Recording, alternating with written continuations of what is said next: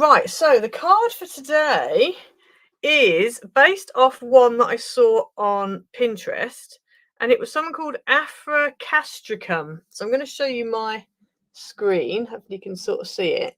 So this was the card that I saw. You can sort of see it.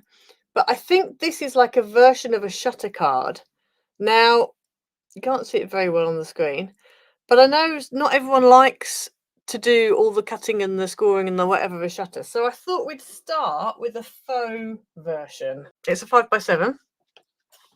Looks like this. This is the faux version. So I've done this one using those lavender papers that I had the other week. But yeah, so that's what it looks like when it's up, like that. And then when you fold it down, I've done it so it folds down like that. And this actually measures 4.5, a bit more because I've deliberately done that so it sticks over, 4.5 by 7. So it'll basically fit in an envelope for a 5x7 card.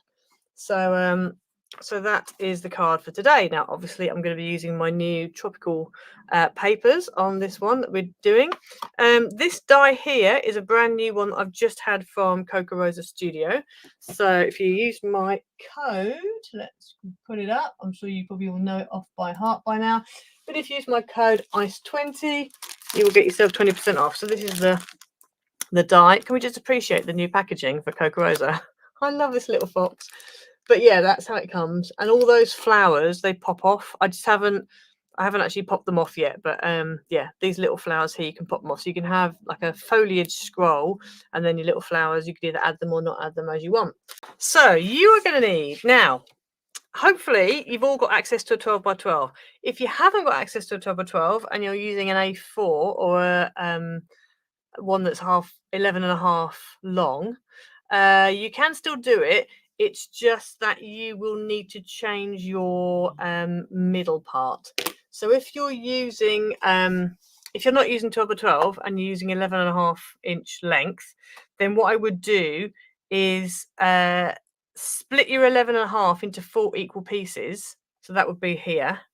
And then this piece, obviously that's still going to be 11.5. You're just going to have to, you know, just kind of work out. Obviously you got to do it halfway, and then maybe make this a little bit smaller, these bits a little bit smaller accordingly, because these are 4.5 by 4.5, I think. Yeah, so this bit here is 4.5 by 4.5. So anyway, there is what you can do it. It's just you just got to be clever with it. It's better if you can use a 12x12, because you can get both pieces that you need out of one sheet, and you only have a little bit spare. So if you can find a 12x12, it's better. So you need one piece that is 7 by 12, and on this one you're going to score at 3 inches, at 6 inches, and at 9 inches. So that's like that. And then on the other piece, so you'll have 1, 2, 3, 4, 5. You'll have a 5 by 12 piece left. You need to cut it down so it's 4.5 by 12. So you're trimming off 1/2 inch. And on this one, you're scoring it at 4.5, at 6, and at 7.5. Okay, so obviously 6 is halfway, and then these are the 4.5 score lines. So once you've done that, you're going to, on this one, which is your 4.5 by 12, you're going to do a mountain, valley, mountain. Then this one, again, mountain, valley, mountain. Okay, so you should end up with that.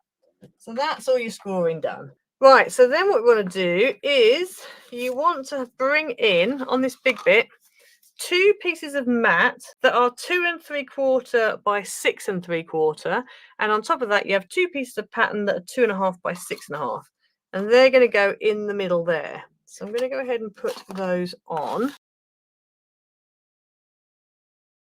And then what we want to do next is go ahead and add the little pieces. So on here, if I show you on here, so these bits here, so these 4, we're going to go ahead and add those next. Now, I would normally add this piece first and then add these.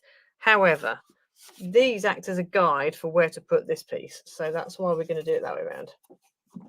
So you're going to need in total 4 pieces of mat that are 1 by 2 3/4 and 4 pieces of pattern that are 3/4 of an inch by 2.5. So we're going to go ahead, and what I'm going to do, because I've already sort of can see roughly what my border is going to be. So I'm going to go ahead and add a bit of glue on here, like that. And then I'm going to start this right hand side, bring this over, and I'm going to make sure the top of it lines up with the top of this one, pretty much, maybe up a tiny bit, and make sure the top border and the left border and the right border all kind of line up. If they all kind of they're all kind of the same size, then you can be pretty sure that your middle bit's going to be big enough.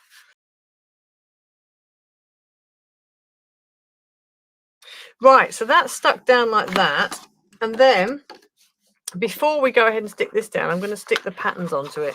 So in the middle here, you need 2 pieces of mat that are 1 1/4 by 4 1/4, and 2 pieces of pattern that are 1 by 4. So they're going to go in the middle there.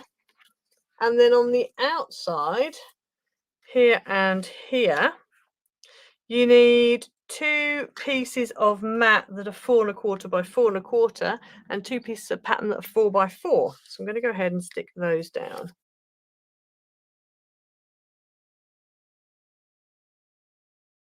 Right, so then we're going to bring this in. So this, as you can see, you have got space, and you can kind of work out where it needs to go based on the borders.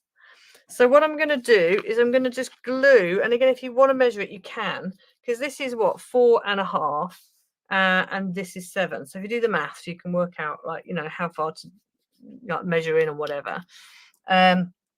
But I'm just going to eye it, and again with the glue, I'm just going to eye it and just leave a bit of a gap between the top and the bottom and the actual, you know, so I'm not going right up to that matte level layer. And then I'm going to take this and put this over the top, stick it down, and I also want to make sure that this center line lines up. So I need to make sure it's straight, it's not wonky. I need to make sure the center fold line here lines up. Also need to make sure you don't put too much glue and it ends up splurging on there, like that. Okay, so that's your one side stuck. Now you can stick it flat if you want to, but I am not going to, because it's not going to go in the envelope flat. So I feel like if I try and stick it flat, it might not then fold up to go in the envelope. So what I'm going to do is just fold this. So pick it up, fold this so concertinas. This is going to go in, that's going to go in, and then that's going to go over the top. And then you can go ahead and stick that down. And actually, it just means as well, I don't know if you can see, I've actually got a bit of it's actually a little bit too long on this edge now. If I folded it flat, it would be fine. But if I fold it flat, then my folds aren't going to be right. So you know what? I'd rather trim a bit of card off there and it fold properly in the envelope than fold it flat. It fits all fine, but then it doesn't fold up properly.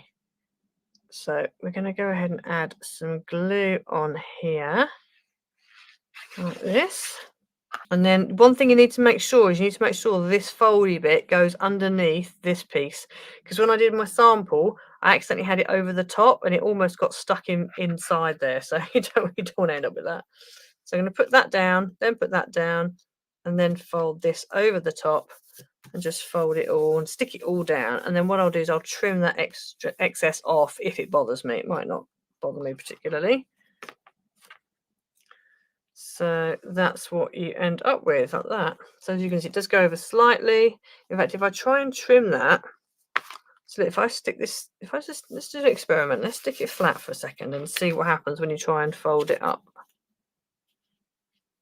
Oh, actually, you can do it. It's not too bad, actually. I thought it was going to be worse than that, but it's actually working all right. So there we are. So that's that. And then on the back here, you can have like 1 or 2 panels if you want. If you want to go for that, you can. I've just cut out one piece of white card that is the same as your mat, because my mat was white anyway. 2 3/4 by 6 3/4, and I'm going to put it on here. If you wanted to do it here and here, you could, or you could do it here and here, or you could put patterns and then just one white piece. You do whatever you want to do on it. I'm going to go ahead and just stamp a greeting on it.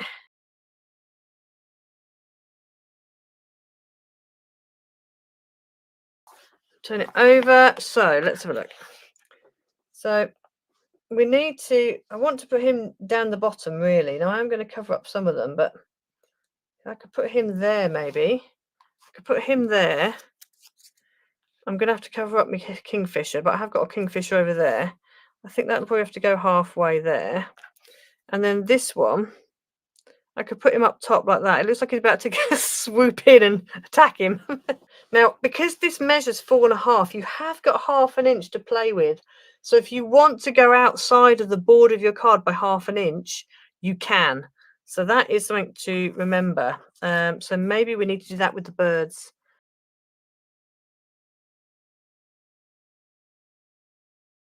So there's your finished card. So it's great for showing off papers. That's obviously the top view like that, and obviously you've got space on the back to right. And then when you want to fold it up to put in the envelope, you just do it like that. I'm not going to do it properly because I don't want to squash anything, but that's how you fold it. So as you can see, that wing comes over, but as long as it's no more than 1/2 inch, you're fine. So there you go. That is the one for today. So yeah, make sure you go and check out the digital paper kit on Etsy, which is this one, this tropical one. It's nice and colourful, great for the summer. And also make sure, yeah, every time you go and buy a kit, you'll get put in the giveaway. Bye everyone.